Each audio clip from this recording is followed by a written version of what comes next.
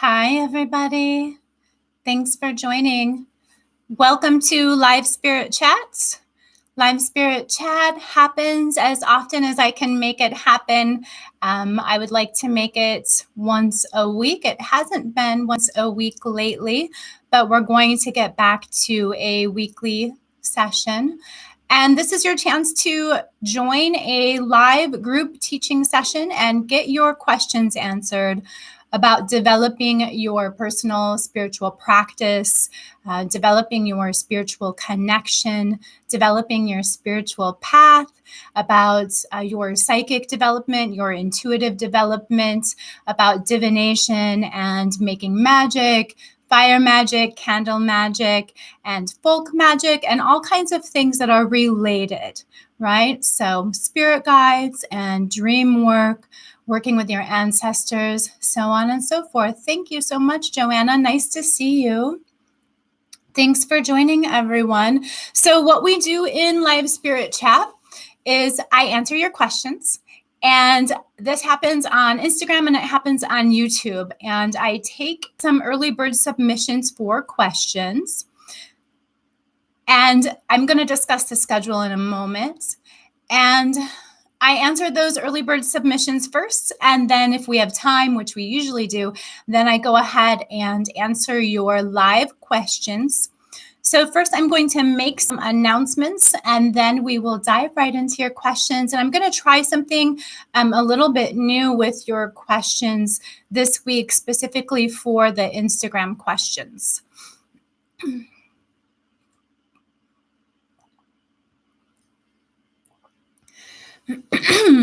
Okay, so announcement number 1, I am having a sale on all readings. Readings are 20% off. And you need to be a Mystic subscriber. So you need to be subscribed to my Mystic messages in order to receive the discount code. And if you were already subscribed, then you would have received that in your email. So if you are already subscribed and you haven't received the discount code, go ahead and check through your emails, check through all your boxes and see what's up. It should be sitting in there for you. If you are not already a Mystic subscriber, a subscriber to my monthly Mystic messages, you can click the link below the YouTube video, as well as the link in my Instagram bio, and just click subscribe to Mystic messages, and you will instantly automatically receive that 20% off discount code. It's only good through tomorrow night. So around midnight or so tomorrow night, the sale is going to end. But if you subscribe now, then you will be one of the lucky insiders who get that exclusive discount. So tomorrow, speaking of tomorrow, if you're in the Austin area or nearby, I will be with the Austin Witches Market at the Vortex, and I will be providing face-to-face readings. These are really fun environments. This is a great place to meet all kinds of local witches, potion makers, jewelry makers, all kinds of pagans and magic makers, all kinds of people in the local area with all kinds of interesting crafts.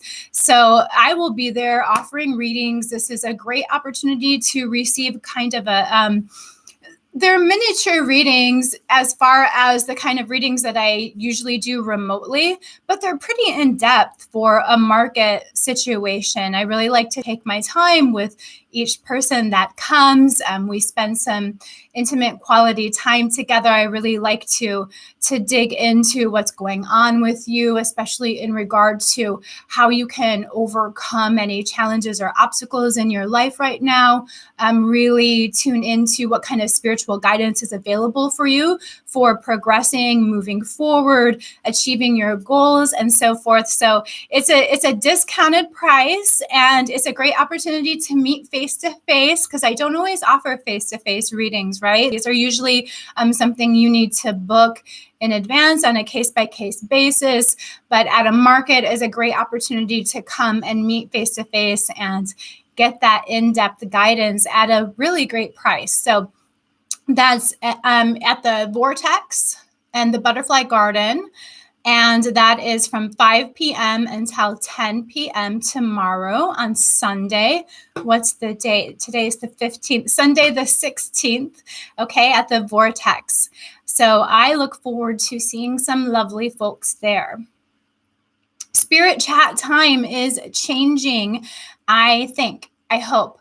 The reason why is because my husband's schedule is changing. He and I, we like to spend our days off together. He's been getting Sundays off, which is great, but I have historically set aside Sundays for video days. So I need to change that. That's one of the reasons that we haven't done live spirit chat in so long, is because my husband has Sundays off. So I've been taking Sundays off to get some quality time with him. So I need to just go ahead and reschedule the spirit chat time. And I'm thinking Saturdays, and I'm thinking noon or 1 o'clock. If you are a regular participant, or even if you're not a regular participant and you want to come in the future, then I would like to hear from you. You can let me know if Saturdays around noon or 1 o'clock are good for you for spirit chat. Specifically, let me know if noon or 1 would be better, because I want to get back to doing these consistently, you know? So it helps to have a set day. I've been revamping, reorganizing my schedule so that we can make this happen. And I'm hoping Saturdays will be good for you. Hi, Brooke. Nice to see you. Who else is up in here? Lots of lovely faces. Jay Dizzy, nice to see you. Hello, everybody. Maybe some new faces here. If you haven't been to live spirit chat before, I like to do these weekly if I can. Like I was just saying, I'm trying to change the time so that we can do them weekly. And this is a chance for you to participate in a group teaching session and get your questions answered about developing your spiritual path, developing your spiritual practice, developing your spiritual connection, and all kinds of things related and in between. I also specialize in developing psychic abilities and developing intuition. So if anybody has any kinds of experiences that they're trying to traverse regarding new psychic activity, if anyone is looking to deepen their intuition, to deepen their natural born psychic abilities, to learn how to control it, these are the kinds of things that I very much specialize in. So I'm always happy to talk about that stuff. It's my favorite. Okay. Well, it's nice to see you, Linda. Hello, Victoria. Nice to see you. I saw your comment about the course like just now as I was logging on to do this live. So why don't you drop me a line and let me know if you got all of the videos. I'm just talking to one of my Mystic members because through the Patreon community, with Mystic membership through Patreon community, I offer classes and workshops. And those are pre-recorded courses usually. So we're just chatting a little bit about some of the videos for one of my classes. It was called Queen of Coins, and it's for money magic, basically manifesting money, overcoming blockages to money and prosperity, and learning spiritual and energetic techniques for calling money and abundance into your life. I'm sorry, you guys, I have a new haircut. And it's kind of damp, and I'm trying to just learn how to style it. And it's kind of bothering me, to be honest. I'm not used to my hair like hanging near my face. So if you see me, I keep messing with my hair. I'm just trying to figure this shit out. Okay, so anyway, let's go ahead and dig into some questions. And I'm going to try something new with these Instagram questions. Okay, so first question, how can I love myself? My advice for developing self-love is to really focus on self-acceptance. I feel like acceptance is a really powerful and really underrated trait, or a really powerful and a really underrated necessity, really, for being able to traverse life, being able to traverse life more successfully, with more ease, with less anxiety, with less fear. A lot of what we feel when we feel anxious or we feel angry or we feel struggle, we feel conflict within ourselves, we perceive it as coming from the outer world, but a lot of times it's coming from within ourselves. And what it is resistance. And it's usually resistance to things that we can't change. And it sounds really like maybe oversimplified to cultivate acceptance, but I guarantee you that if you start working on it, it's a really powerful tool. And the first way that you can start working on self-acceptance is by really tuning into how you're feeling, tuning into your emotional state and how you're feeling within yourself throughout your day, and allowing yourself to accept fully how you feel. That means that you have to be honest with yourself about how you feel, and you have to begin to be honest with others about how you feel. And then the next thing that you do is you release your resistance to that. It doesn't mean that you have to accept. Acceptance doesn't mean that you decide that shitty things that happened or bad things that happened or injustice or challenges are okay. It doesn't mean that you have to accept that these things are supposed to be, or that they are, you don't have to think that everything is good. You can still understand that a situation is shitty and accept it at the same time. You can still understand that a situation is unjust and accept it at the same time. Acceptance is just saying, being honest about, okay, this is where I am here in my life now. This is what I've been through.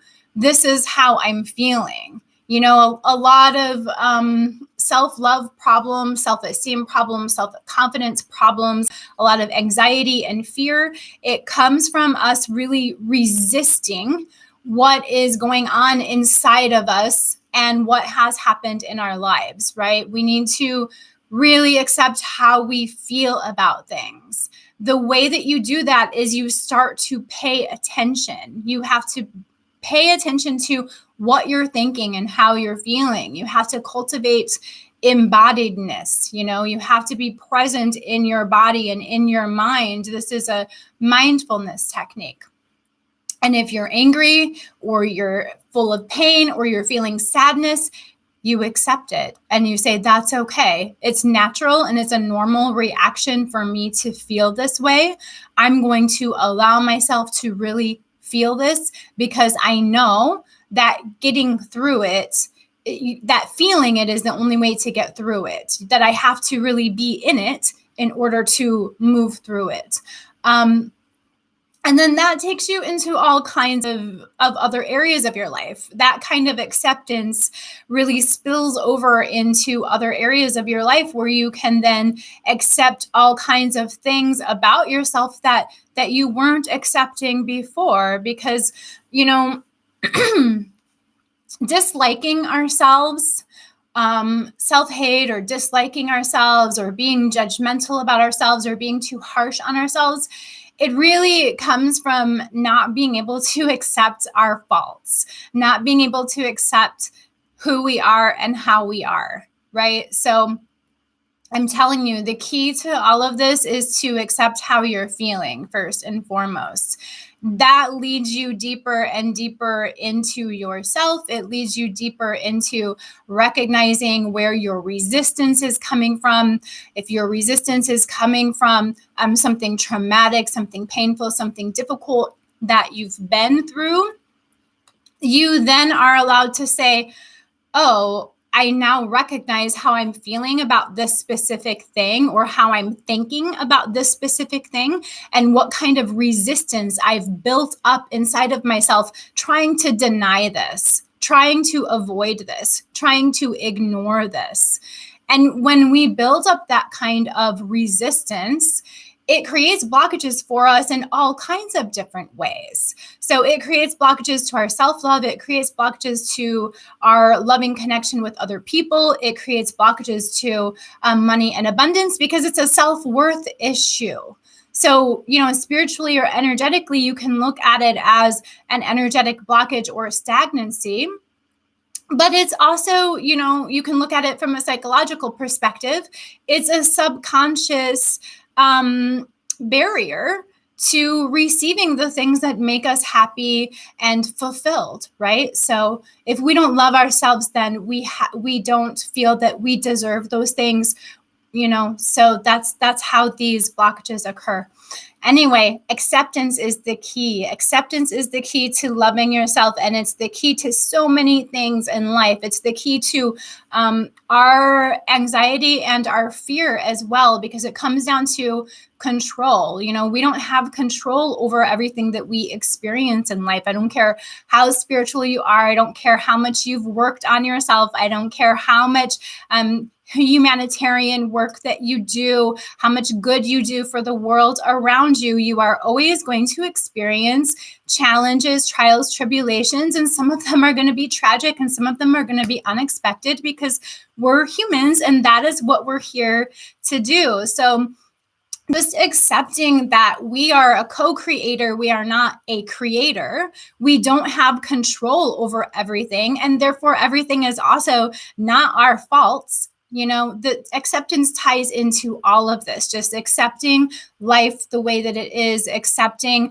our experiences the way that they are, and accepting that we're human and we're supposed to go through these things, not because something is wrong with us, but because we're here to have this experience that makes us grow. It makes us evolve spiritually. It sounds trivial when you're experiencing serious things like loss of a loved one, infertility, all of these things that happen in the world that are so difficult. It sounds trivial to say it makes us grow spiritually, right? That's not really good enough when somebody is facing this deep kind of grief and so forth. But really, truly, that's what it does do. And one of the ways that it helps us with that evolution is by cracking our heart open further and further and making us more and more vulnerable so that we can experience deeper connection with the world around us and deeper connection with others around us and deeper connection with love. And that is part of our spiritual evolution. But in order to allow it to crack our hearts open, we can't resist. We have to accept. We have to surrender. We have to allow it. That means we have to feel it. We have to feel it fully. And it is the key to self-love. Let's see what the next question is. Someone saying, have the best day ever. Thank you so much. Someone saying, I wish you nothing but blessings. Blessings to you as well.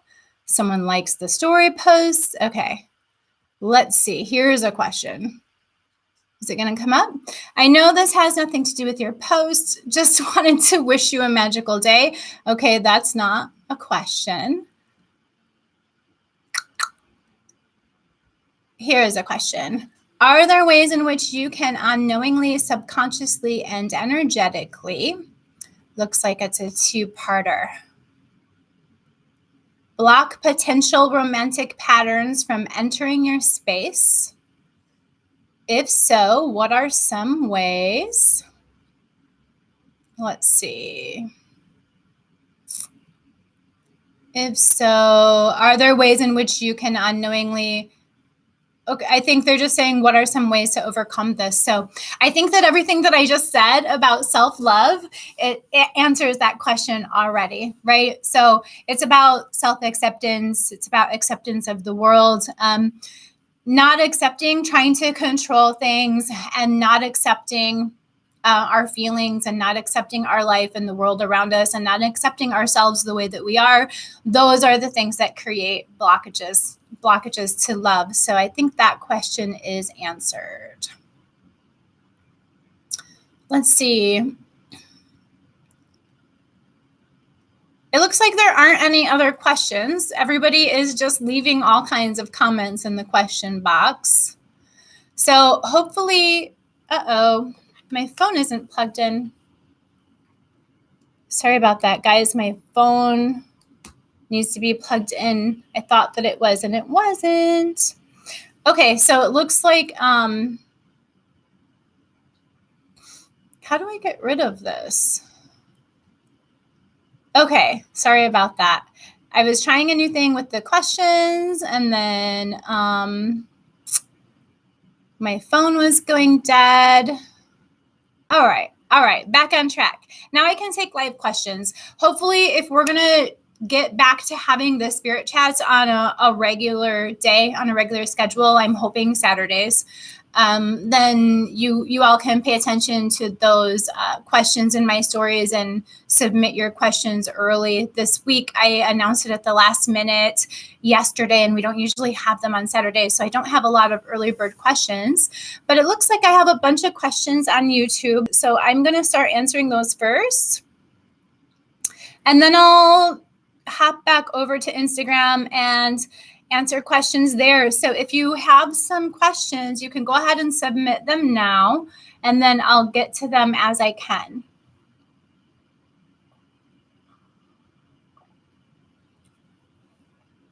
What is a good working with the self-love candle? Here's a really basic one that I love. Get one of those 7 knob candles in pink or red for love. I would recommend pink for self-love. And, dress that as you normally would your candle. And then each day, burn each knob for 7 days, right? That's what the 7-day candles are for. And each day when you burn that, sit down in front of it and name one thing that you like about yourself or that you love about yourself, and really focus on that. Meditate on that, or focus on that energetically. Really think about what that characteristic or what that attribute says about you and how it ties into other things in your life, and think about how it benefits you. And then if you want, you could take that a step further, and you could focus on the energy of that characteristic or that trait, and really use some kind of emotional magic and allow the energy of that characteristic or trait to flow. For instance, let's say that the characteristic you were going to focus on would be your creativity. So then you would think about how you feel when you're creating, and you would tap into that emotion and really allow yourself to feel it, conjure it up inside of you, and then allow it to grow and expand. That is a wonderful self-love practice.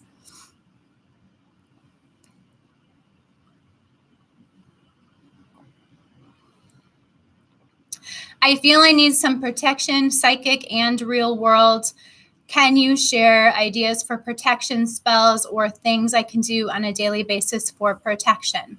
If you need some kind of psychic or energetic protection, there's a really, really simple but really effective method, and it's just a shielding method in which you imagine an energetic shield around yourself. Visualize it. I find the colors that really work for people are golden or a sort of light blue. And to really see it around you. If you're good with visualizing, then really see it around you and imagine yourself from all angles. See yourself from above, see yourself from below, see yourself from behind, and see this energetic shield completely surrounding you, and set the intention that it's made out of moving molecules like everything else in the world, and that it allows the good things that you want to get into you, but it prevents anything negative or unwanted from reaching you. And it sounds simple, like so many other things that are simple. It's to the point, and it's very, very powerful. Other things for protection. I like charms. I like protection charms. Of course, if you want to use a protection charm, then you will want to energetically charge it. You will want to do something, however small or however big, to really imbue that with protection, to charge it with the energy of protection. You can combine that with a prayer, with asking a saint or spirit or deity for protection, or you can simply imbue it with your own energy, with your own intention, but do something, extra in order to give that charm some power and some intention to assist you. I like the Hand of Fatima. I like the Evil Eye charm. These are classic. These are charms that have been used throughout history. And because they've been used throughout history, they've been given a lot of human energy. They've been given a lot of human meaning. They've been given a lot of human intention. When there are things that have been used throughout time, throughout cultures like that, it becomes more and more powerful as humans continue to put more and more energy into it. That's one of the reasons that those two charms are so powerful.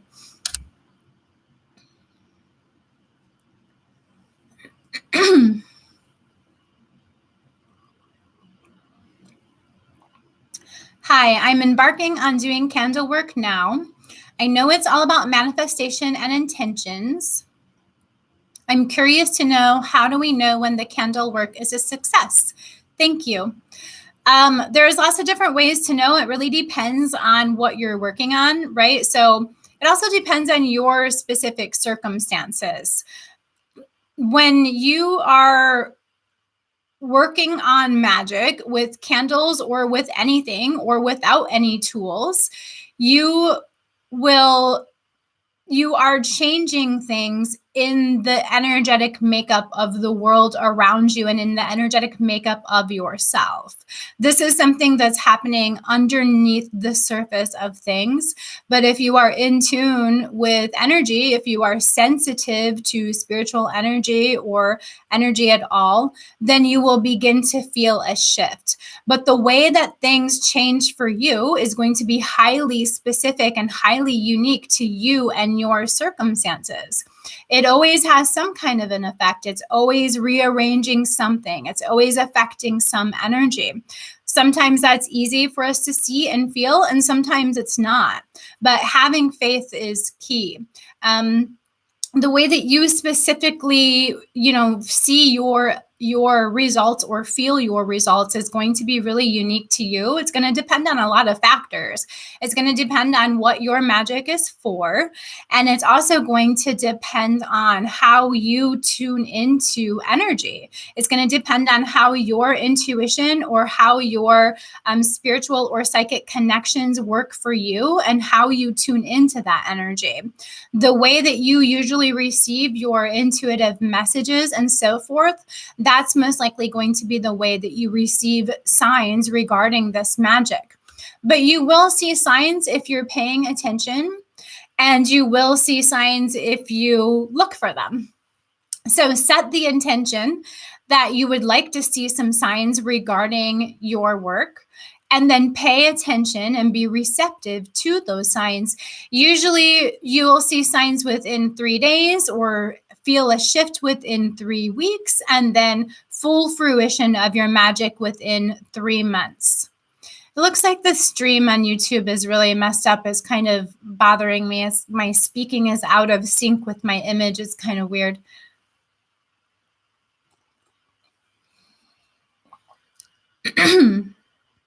Could you please talk about how one would use lodestones in regards to money and abundance work?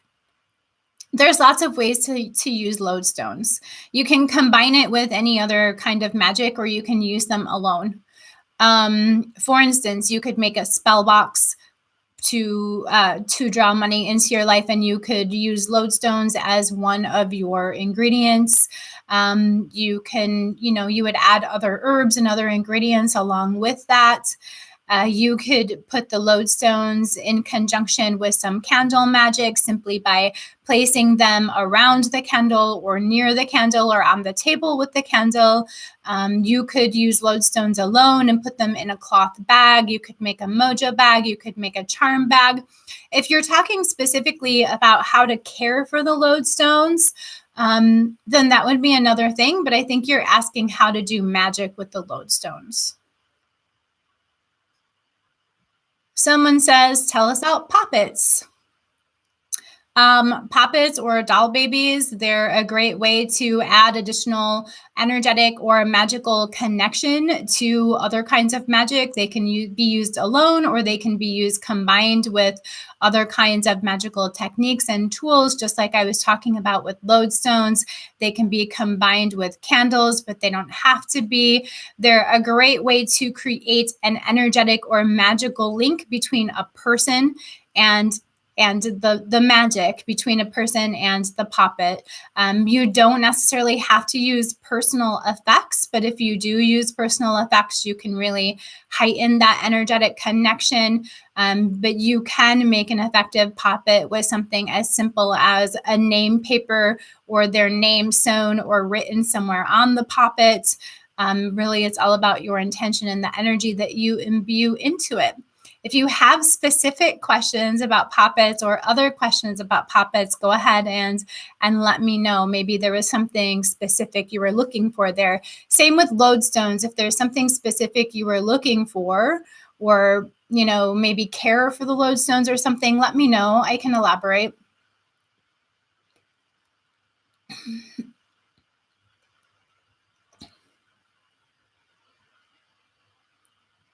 I randomly received a clear 7-digit number the other night. I'm unsure of what this means.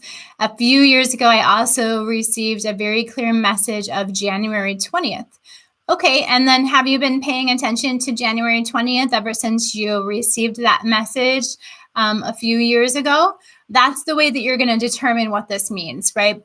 So this is what happens. The universe speaks to us in the language that we understand. The universe communicates with us in our unique energetic vibration, and it uses the energy that relates to our energy, and it uses the language that makes sense to us. So the specific signs that you receive, especially with such specific details like you're describing, only you can really decipher that. Someone else can help you, but only you can really decipher that, because you have to determine what January 20th means in your life. You have to determine what this 7-digit number means in your life, right? I wonder, does it relate to somebody's birthday? Does it relate? That's the first thing that I would think. Does it relate to somebody's birthday, an ancestor's birthday, a relative's birthday, a lover's birthday? And then kind of go from there. But you could also use numerology to decipher these 7 digits, right? So if you're not familiar with numerology, go ahead and get yourself some kind of a beginner's book or reference or website. Numerology is really easy to use. You might want to decode the meaning of that 7-digit number in order to receive another kind of message from it. But the universe is speaking to you in a language that is specifically hand-tailored for you. So it's going to draw upon the symbolism and the meanings that make sense to you and that have been meaningful to you throughout your life. So it's drawing on your personal experiences. Okay, so keep that in mind. Hi.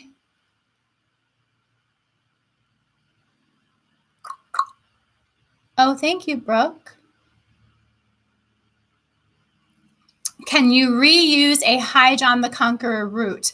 So really like basic and well-known rule is that you can reuse an ingredient like that if you are using it for the same type of magic, for the same type of intention.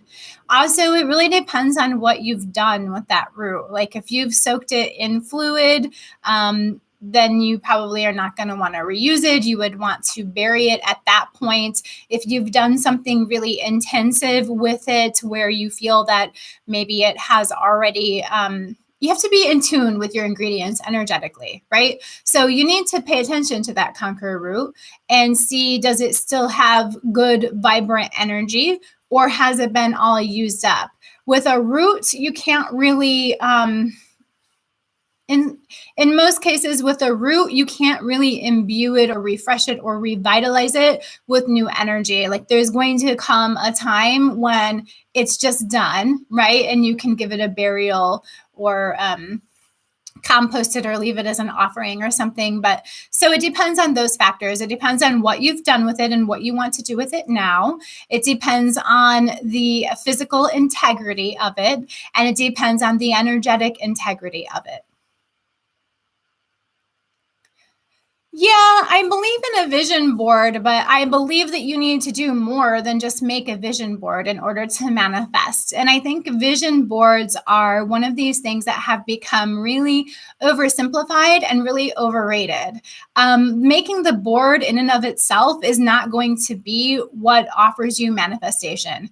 In order to manifest, you will want to pair another kind of activity with that vision board, some kind of meditation, some kind of visualization, some kind of law of attraction type, emotional, energetic work, some prayer, something. You need to pair something with that. Simply putting those images together and putting it on a board, in my opinion, that doesn't cut it.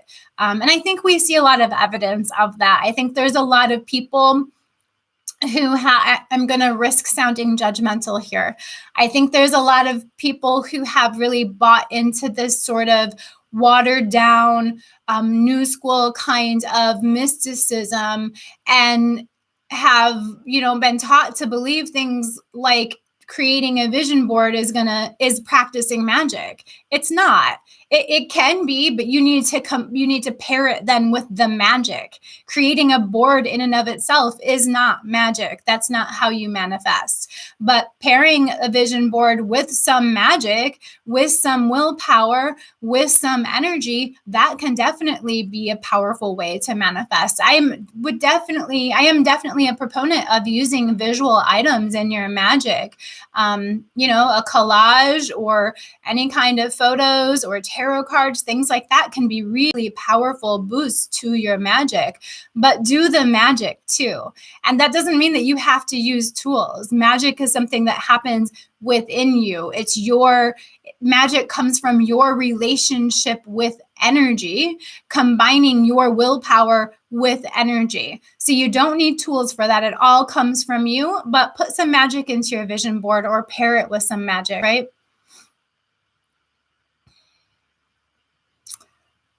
But the thing that vision boards can be really helpful is assisting people with visualizing, especially assisting people with visualizing who aren't natural visualizers, right? So we also hear in this kind of watered down idea of manifestation, we hear a lot about visualizing. Well, not everybody is a natural visualizer. For a lot of people, our gifts or our strengths work in other kinds of ways.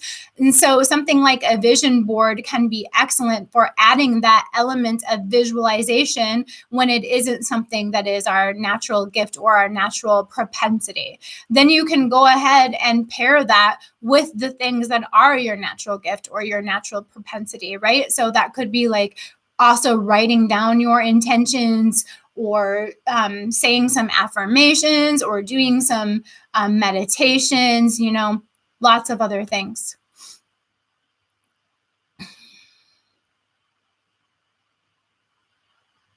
When I work on connecting a poppet to someone, how do I tell the connection is real? It's like, how do you tell that magic is real? If you believe in magic, then you're going to also believe that the magic that you imbue into that puppet is real. This is all about having faith. If you don't believe that it's real, it's not going to be real. So if you are kind of experimenting with methods about how to make this connection between the puppet and the person real or powerful, then you're going to want to just kind of keep experimenting until you find the method that works for you. And if you're in tune with the energy, which you need to be in order to make effective magic, then you're going to feel when that connection is there. And at that point, you don't second guess yourself. You have faith. You know that you felt it, and therefore it is real. You don't need any other kind of evidence or validation outside of yourself. When you feel it, it's real. You have to trust yourself, and you have to trust magic. Have faith.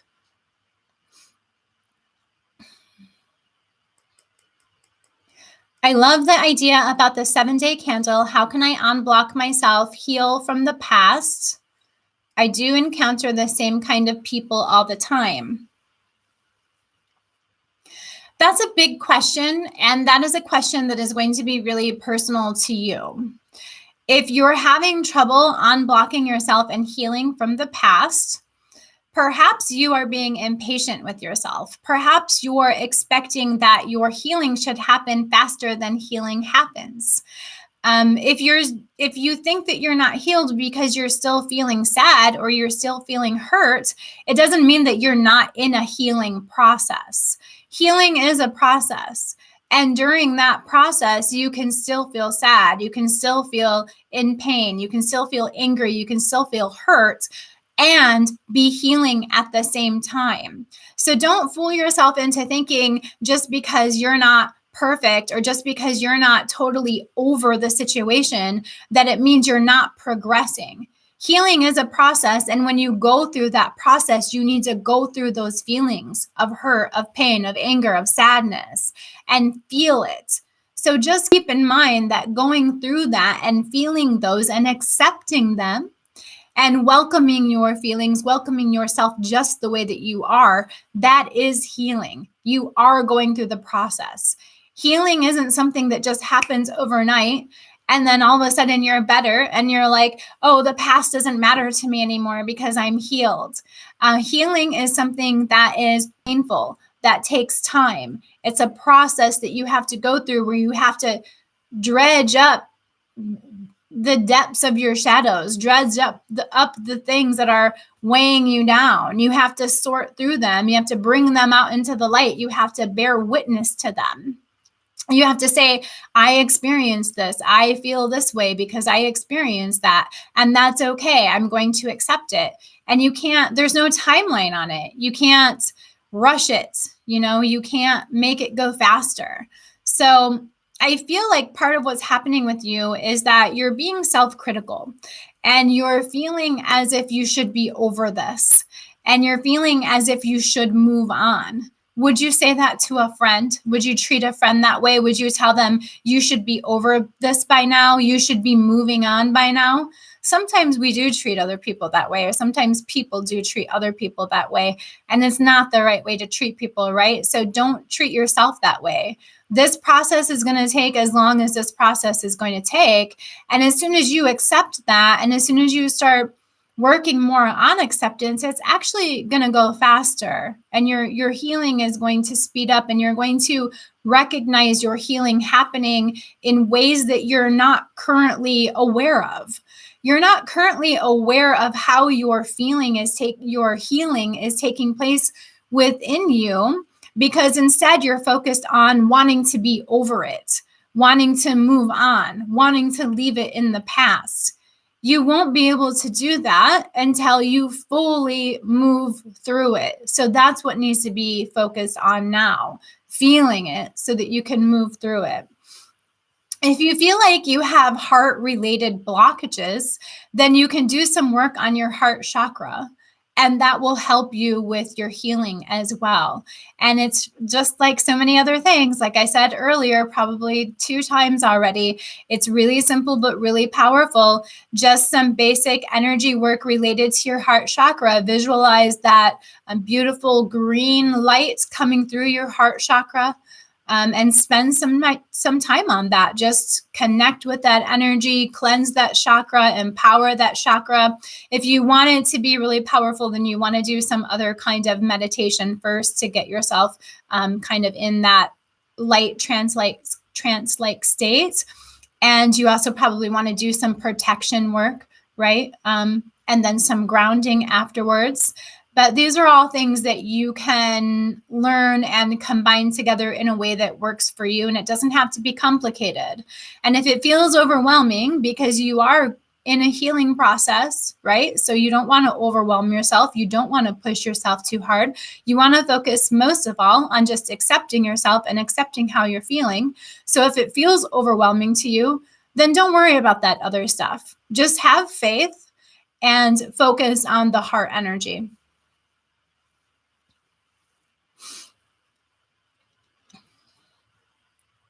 So more stuff about the lodestone. Someone is saying, Feed lodestones weekly, ? Is there ever a time when we need to throw out or discard them? Or the magnetic fillings or filings, so the magnetic sand. So feeding lodestones weekly, the only thing you need to feed lodestones with is the magnetic sand.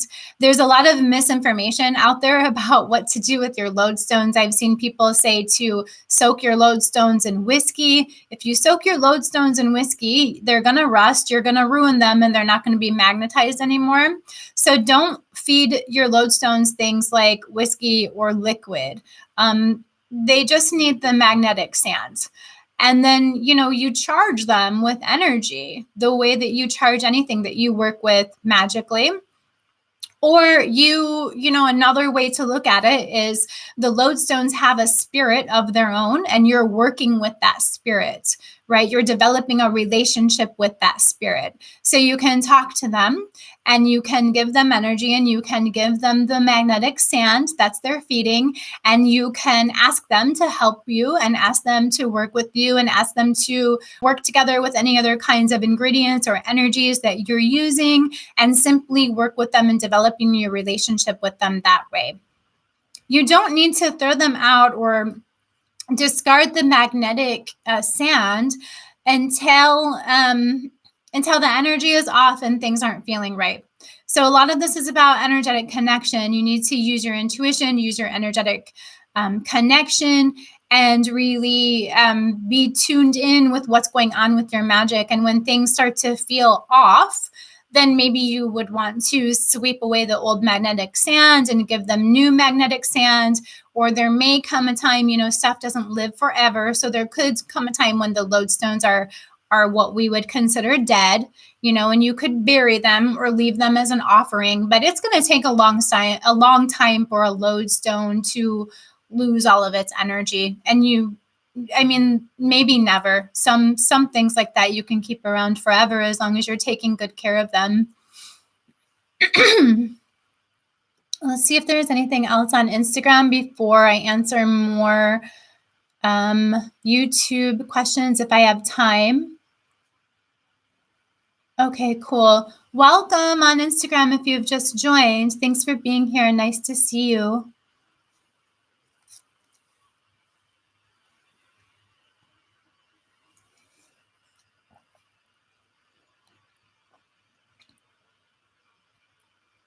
I dreamt of Mama Bridget 2 nights in a row. Have you worked with her? Do you have ideas how I can start a relationship with her? I think she's calling. I haven't worked with her specifically. I work with Saint Bridget and I work with Goddess Bridget, but not Mama Bridget specifically or Brigitte specifically. Excuse me. So the way that you can start working with her is the way that you can start working with anyone. You do some research, find out what kinds of offerings, what kinds of things that she likes, what kinds of things correspond to her, and start praying to her, start leaving her offerings, set up a small space for her. It doesn't have to be fancy. It doesn't have to be big, but set up a space that is dedicated to her and start leaving her some offerings, especially water in the beginning. Sacred smoke is always good. Coffee is always good for a basic offering. Flowers. So flowers, incense, water, and coffee. These are your basic go-to offerings for creating a relationship with the spirit. And then just start praying to her and give her gratitude. Allergies never stop in Texas. Allergies never stop in Texas. Okay, I'm just going to pause for a moment to recognize that allergies never stop here. Okay, anyway, so yeah, and start praying to her and offer her gratitude. And it doesn't matter what she's done. It doesn't matter if you know of what she's done. You start thanking her for everything that she's done so far and everything that she'll do in the future. And it doesn't matter what specifically you're thanking her for. You're thanking her for coming to you in your dreams. You're thanking her of being willing to have a relationship with you. And then you start stating your intentions to her. Tell her that it's your intention to walk with her. Tell her that it's your intention to build a deeper relationship with her, to build a deeper connection with her. Tell her that it's your intention to make a dedication to her. And this kind of prayer of gratitude and prayer of honor and prayer of respect and stating your intentions, this needs to go on for quite some time until you start to feel a shift in the relationship, until you start to receive other kinds of signs from her, or until you just feel that something has shifted, and then you'll know that it's right to start working with her on other levels. But you just don't want to ever jump right into asking for things. It's not about that. And even when you feel that the relationship has started to shift and that it's time for you to work with her on another level, you still don't want to make it too much about yourself. With this kind of a spirit who you want to work with as like a primary guide, you don't go to them for just everything under the sun. You ask them for something when it's really serious, when you really need assistance, or when you really need guidance. And most of all, what you're asking them for is guidance to assist you with your own growth, to assist you with your own spiritual evolution, and to assist you in your relationship with them. Right? And that guidance and that relationship, that's going to be what transforms you and what assists you in your everyday life, rather than consistently asking them, help me with these mundane material world things. You're going to get a lot more out of asking for that spiritual guidance and that relationship. It's the growth that is going to happen within you, and the transformation that's going to happen through your connection with her and through your relationship with her, that's ultimately going to help you in everything else in life. So start there. When it's time to go to that level of the relationship, start there and focus as little as possible on assistance with everyday things, unless you're in a serious situation,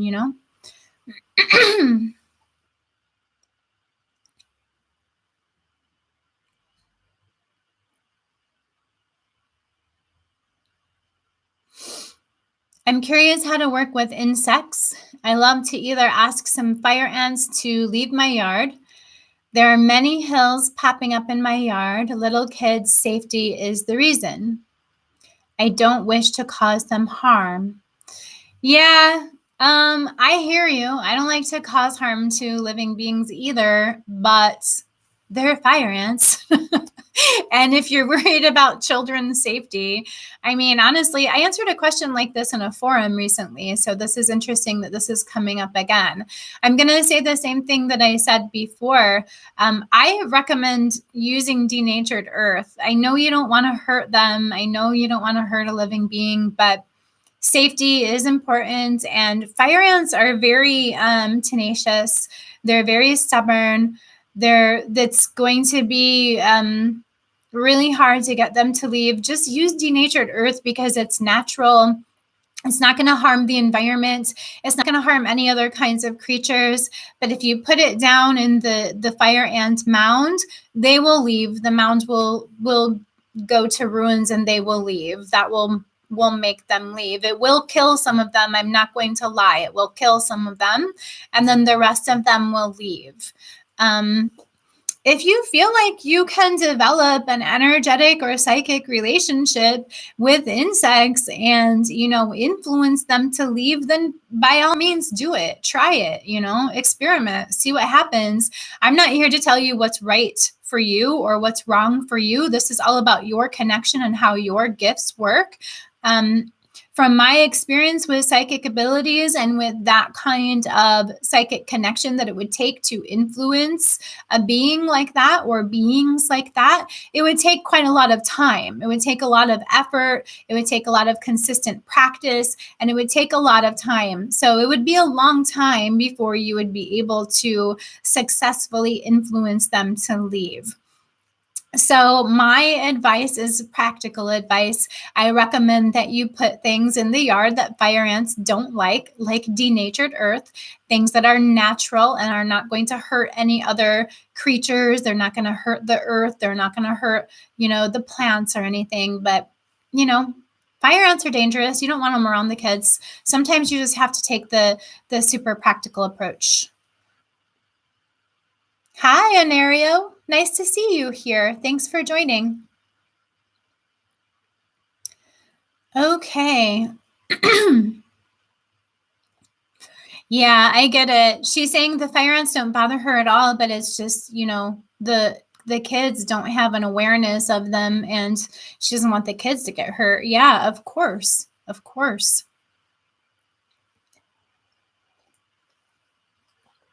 I've never tried this, but you could try something like black salt around the fire ant mound. I don't know. I don't know if that will work or not, but I know that the denatured earth will work. And with salt, it gets a little bit tricky to use it outside because it will kill plants. So if you want to save the grass, or if you have any plants around that you don't want to die, then that's a no-go too. Okay, y'all. So we've been on about 55 minutes, and it looks like it's a good time to wrap up the questions.